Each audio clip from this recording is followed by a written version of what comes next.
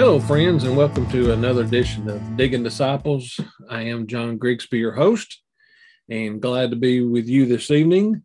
This is part 2 in our series of Sharing Jesus Without Fear, based upon the book Share Jesus Without Fear by Bill Fay.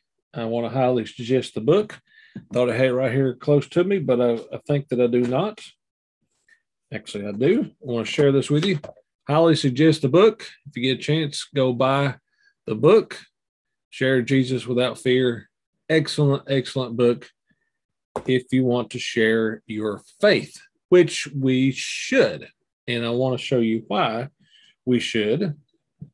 I like to read today, starting with Mark chapter 8, verses 34 through 38.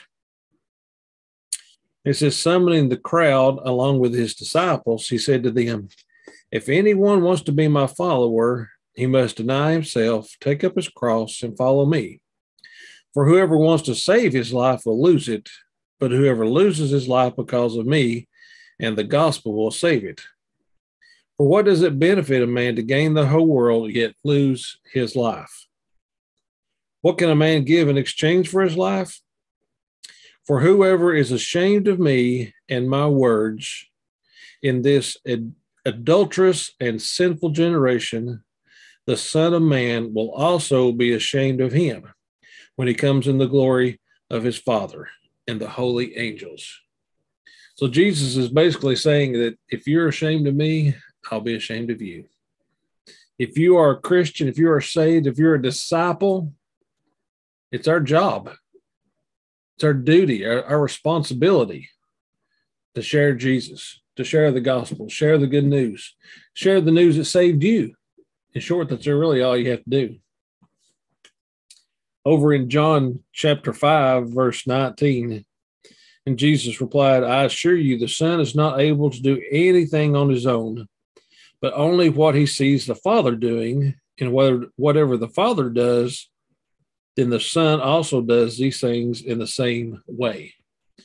Jesus said he's not doing it on his own. He's doing what the Father tells him to do.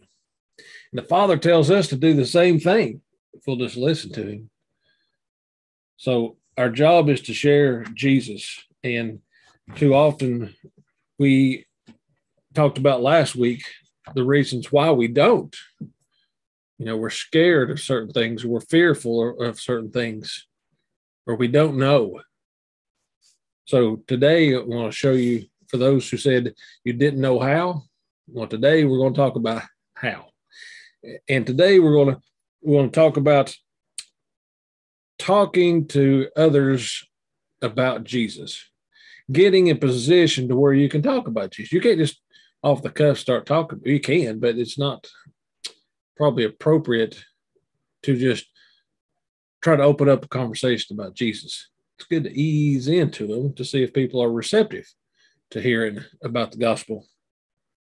Bill says it takes an average of 7.6 times for someone to hear the gospel before they accept it.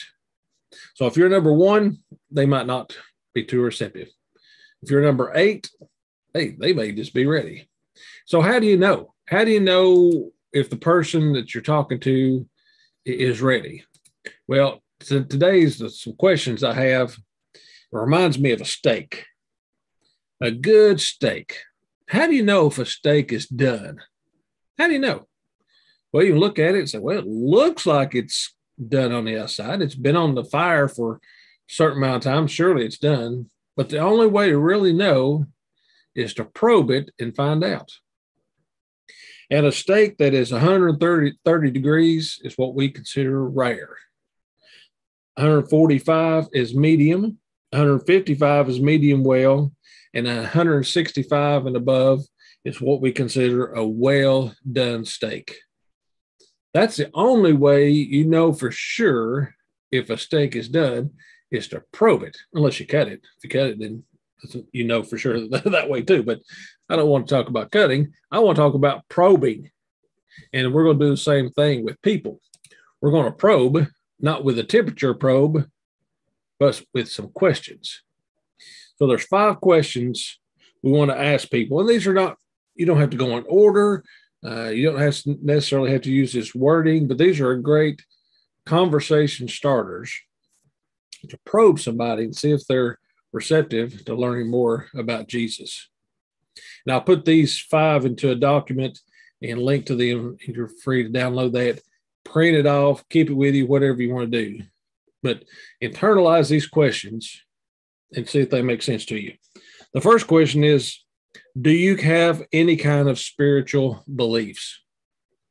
Now, when somebody answers this question, it may take them 2 seconds or it may take them 10 minutes to explain what their spiritual beliefs are. Your job here is not to judge them, tell them they're right or wrong. You just want them to answer. Remember, we're probing. We're seeing where they're at. We're taking a temperature, if you will. And your only response is to say, or maybe, okay. Non-judgmental. Just listen to their response. Second question is to you, who is Jesus? To you, who is Jesus?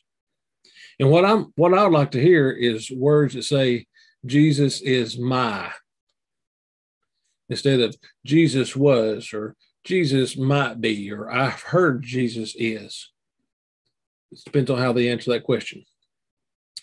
Third question is, do you believe in heaven or hell? Here again, you don't really care what their answers are, just that they're responding. You're getting closer to asking the questions you want to ask.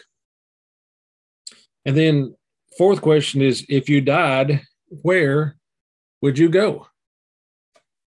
Heaven or hell? And the follow-up to that question might be, why would God let you in? Here again, just listen to their answers, see what they have to say.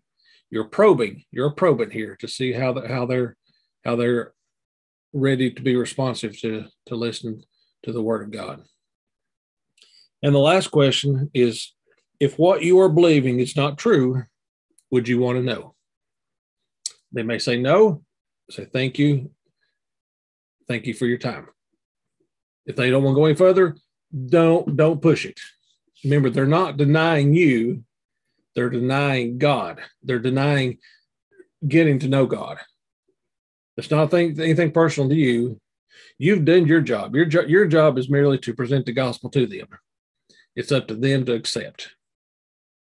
So I hope you consider these questions, practice them with somebody before you go out and start these conversations with someone that you'd like to try to see if they're receptive to the gospel. At the very end of it, I hope you try and do your best. That's all we can ask, is do your best. If you do your best, I believe God will be pleased as well. And I pray blessings upon you as you navigate the seasons of life.